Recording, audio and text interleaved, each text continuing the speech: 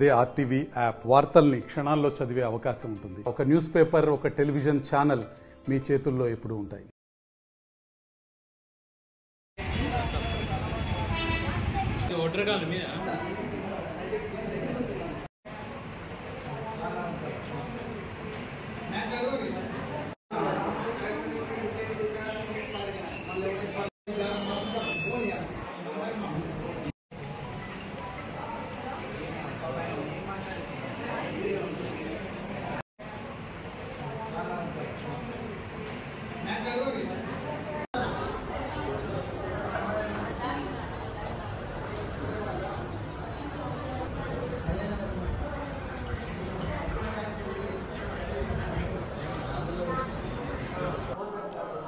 మంచిర్యాల జిల్లా కేంద్రంలోని వడ్ర కాలనీలో ఒక ఘటన సంచలనంగా మారింది. అది క్రైమ్ ఘటన.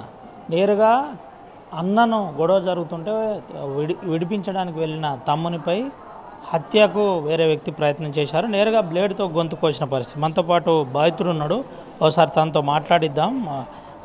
ఇతనే బాధితుడు. నేరుగా మంచిర్యాల ఏరియా ఆసుపత్రిలో చికిత్స పొందుతున్న పరిస్థితి. ఏం జరిగిందన్న?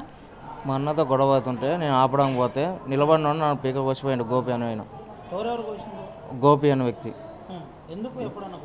ఎప్పుడు గొడవలు ఆయనతో నాకు మా అల్లుడు వాళ్ళ చిన్న చిన్న గొడవలు ఉన్నాయి. నేను ఆపడానికి పోయినా నేను కొట్టడం కొట్టలే. ఆయన అసలు సంబంధం లేదు. పక్కన నిలబడ్డా ఆయన. నేను నిలబడి వెనక వచ్చి పీక కోసి వెళ్ళిపోయాడు.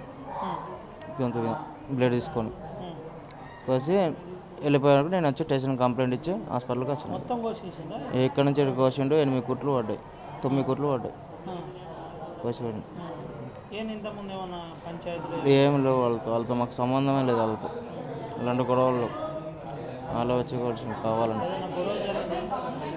మా అన్నయ్యను వాళ్ళ ఇద్దరికి గొడవ అయింది. వేరే పోరాడికి ఆ పోరాడు గొడవ అయిందని పోయి అడగడం పోతే అంతలో వేరే వాడు ఉన్నాడు. వాడు ఉండి వచ్చి బ్లేడ్తో కోసిపోయిండు. వాడు ఆ పోరాడు వల్ల బాబాయ్ అవుతాడు తెలియదు, మామ అవుతుందో తెలియదు. వాడు ఆడ పేరు గోపి.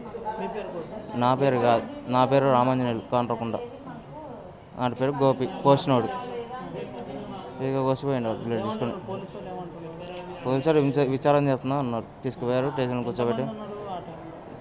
బాగానే మంది ఉన్నారు కాలనీలో, బాగా మంది చూశారు.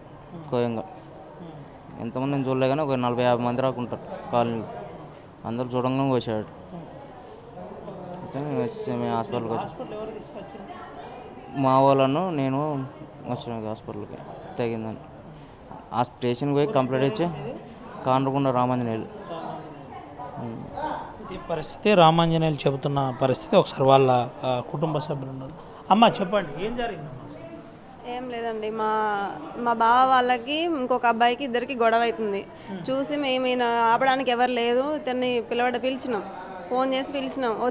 వచ్చి వాళ్ళని ఆపుదామని వెళ్ళారు. వాళ్ళని ఆపేసి ఇంటికి తీసుకొద్దామని అక్కడ నించున్నందుకు వెనక నుంచి వచ్చి గొంతు పట్టుకున్నాడు. మా ముందే పట్టుకున్నాం, మేము చూస్తూనే ఉన్నాం. గొంతు పట్టుకున్నాడు. ఎందుకు గొంతు పట్టుకున్నాం అడిగే లోపే ఇటు వేసేసి ఇంట్లోకి వెళ్ళిపోయి దాక్కున్నాడు. బాగా ఇతన్ని తీసుకొని మేము హాస్పిటల్కి వచ్చేసి. ఎప్పుడు ఏం గొడవలు లేవు. మా బావ వాళ్ళ కొడుకుకి మా అల్లుడికి చిన్న చిన్న గొడవలు, చిన్న పిల్లలే కదా అందరూ, వాళ్ళు చిన్న చిన్న గొడవలు ఉంటే అప్పుడు ఆపేం, ఎవరి వాళ్ళు సర్దుకున్నారు. ఇంకా మరి వాళ్ళు ఆ గొడవలు మనసులో పెట్టుకున్నారో తెలీదు, ఏమో తెలీదు. ఇప్పుడు ఇట్లా చేసి ఏం లేదు, అతన్ని తీసుకొచ్చి స్టేషన్లో పెట్టారు. ఇంకా మాకేం తెలియదు, నేను ఇక్కడే ఉన్నాం మేము. అంతకుమించి ఏం తెలియదు. వడ్ర కాలనీలో జరిగింది. ఇది పరిస్థితి. వడ్ర కాలనీలో నేరుగా రామాంజనేయులపై హత్య యత్నానికి ప్రయత్నించిన పరిస్థితి. అయితే దీనిపై నేరుగా పోలీసులు కూడా వెంటనే రియాక్ట్ అయ్యి అసలు వాస్తవం ఏం జరిగింది, ఎందుకు దాడి జరగవలసి వచ్చింది, గతంలో ఏదైనా గొడవ ఉందా, ఏంటి అసలు పరిస్థితి, ఎందుకు ఇలాంటి ఘాతకానికి ఒడిగట్టారనే కోణంలో పోలీసులు కూడా విచారిస్తున్నట్టు తెలిసింది. ఇప్పటికే నిందితుడు పోలీసుల అదుపులో ఉన్నట్టయితే తెలుస్తుంది. మొత్తానికైతే వడ్ర కాలనీలో ఈ హత్యాయత్నానికి బ్లేడ్తో గొంతు కోయడానికి ప్రయత్నం చేసిన అంశం కాస్త సంచలనంగా మారిన పరిస్థితి కనబడుతుంది. ఓవరాల్గా క్రైమ్పై కమిషనర్ నుంచి మొదలుకొని ఏసీపీ వరకు ప్రత్యేక కాన్సన్ట్రేషన్ చేయాలి. ఇప్పటికే స్థానిక పోలీసులు కాన్సన్ట్రేషన్ చేసినప్పటికీ ఎక్కడొక్కడ ఇట్లాంటి యథార్థాలు జరుగుతున్న పరిస్థితి కనబడుతుంది. దీనిపై ప్రజా సంఘాలు కూడా పలు రకాలుగా విమర్శలు కూడా చేస్తున్న పరిస్థితి కనబడుతుంది. వాస్తవికాలు ఏంటనే కోణంలో సీరియస్ తీసుకుంటారని ఇటు ప్రజా సంఘాలు కూడా ప్రశ్నిస్తున్న పరిస్థితి కనబడుతుంది. మొత్తానికి ఆ ఒడ్రెర కాలనీలో జరిగిన ఘటన సంచలనంగా మారింది మంచిర్యాలలో పోర్టు స్టూడియో. మరిన్ని వీడియోస్ కోసం ఛానల్ ని సబ్స్క్రైబ్ చేయండి, లేటెస్ట్ అప్డేట్స్ కోసం వాట్సాప్ ఛానల్ ని ఫాలో చేయండి అండ్ లింక్ డిస్క్రిప్షన్ లో ఉంది.